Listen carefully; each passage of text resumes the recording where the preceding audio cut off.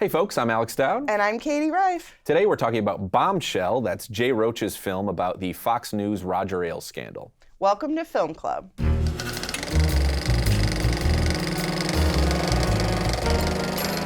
There's a lot of schadenfreude to be had in the fall of Ailes in this movie, but that being said, it's actually a very complex story, particularly when you talk about the women at its center. You talk about Megyn Kelly, who 1 month before she entered into this righteous feminist rivalry with Donald Trump was calling consent laws reducing the rights of men on Fox News. And she has a long history of race baiting, which this film only superficially engages with. And Gretchen Carlson also, who is the other protagonist of the movie. Real life protagonist anyway, there is a third, as we'll get to in a minute. But these women were very much loyal soldiers in the Fox News army. They were very complicit and actively participated in building the culture that led to Donald Trump. And the movie really depicts them very one-dimensionally as victims turned whistleblowers. And I really found it disappointing the way that the film just completely fails to engage with any of this complexity. I do agree. I mean, I actually think it's pretty cowardly, Yeah. the way that the film handles these real-life figures. I think that it stems from a fear that if we somehow present them as people who were complicit in the message of Fox News, that somehow might risk us not having sympathy for them as victims of sexual harassment. That it translates into not believing women, essentially. Right. I don't know. I mean, I feel as though the brand of feminism being sold in this movie is really simplistic and not the way most women see things. It kind of smacks of that. There's an infamous tweet, which is, hire more women prison guards. It kind of reminds me of that tweet and that we are supposed to unequivocally support all women, regardless of what kind of other bullshit they pull, to put it very crudely and bluntly. It's just not the way that I think most people understand feminism now, and in that way it appears a bit retrograde. I'm not saying that their experiences with sexual harassment weren't real. They definitely were, and it's definitely not good, and no one deserves to be treated that way, but it is a little bit rich, the way that they suddenly cared about consent and bodily autonomy when it happened to them. And I think a more complicated film, a more interesting one, would ask us to grapple with both the tragedy of what happened to people within that toxic environment and their complicity in contributing to a culture of victim blaming, a culture of misogyny daily on their television shows. Because the show really soft pedals a lot of that. It absolutely does.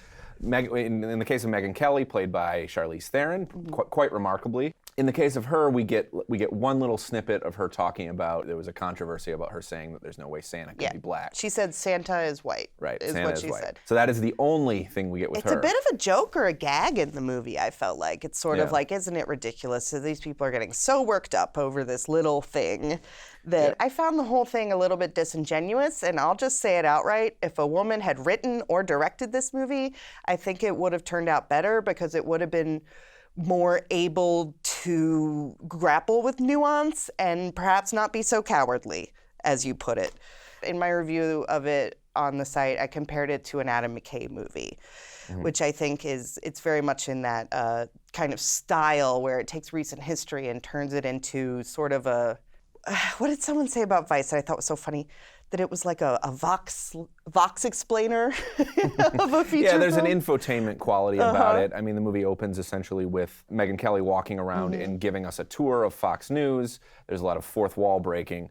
The movie, I would say, pulls back a little bit from that at a certain point. It sort of introduces it as though we're going to be watching one of these McKay-style infotainment comedies about the world of politics and recent American scandal, but the movie then sort of seems to realize in real time that this is an issue that this is a serious can't issue. be that glib about. Yeah. Jay Roach directed the film. He has a background in comedy. He made the first Austin Powers film.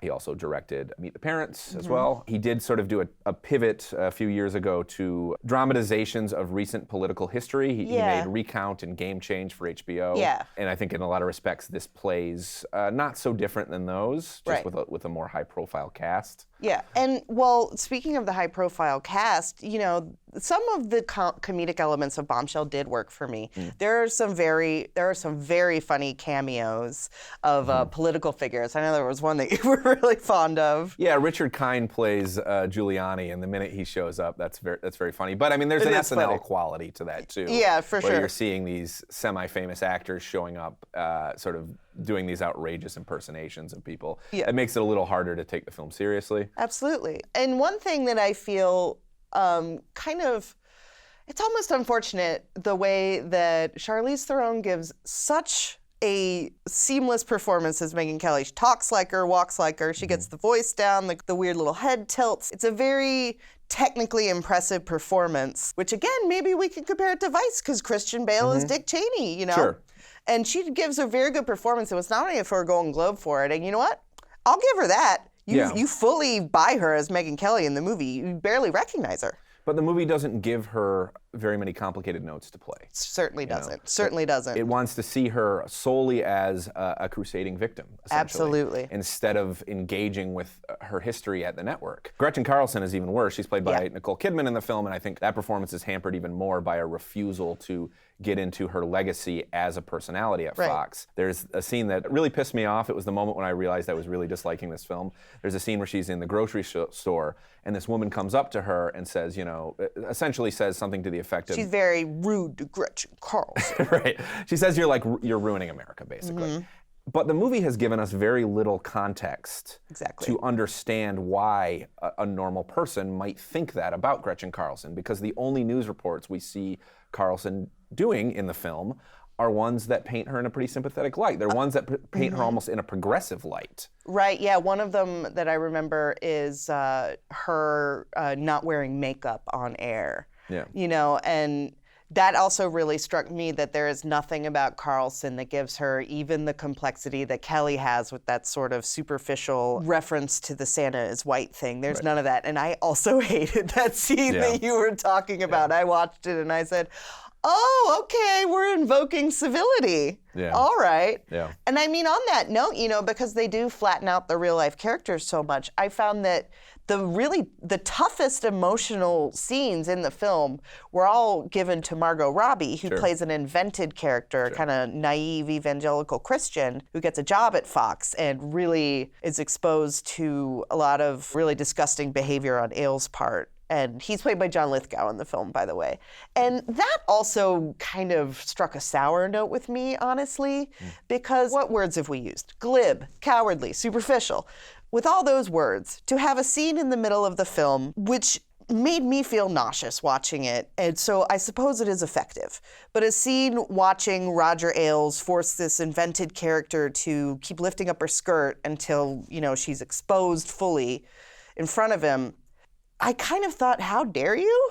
A little bit? How dare you expose us to this honestly kind of traumatic moment and then go back to not engaging with the complexity of the truth. Yeah. It bothered me. Yeah. I think ultimately a better version of this film would be one that asks us to confront who these people were and what role they played in a larger culture of misogyny and a larger culture of harassment, and that really understood their role in the Fox machine and tried to convey that, because as is, it feels like the movie wants empowerment points, and it wants to present these people as empowering without getting into who they really were. Yeah, I 100% agree, and for that reason, I'm having a hard trouble conceiving who this film is for, except for white, middle-class, suburban women who briefly considered voting for Hillary, but in the end voted for Trump. That's the only real audience I can think of for this film.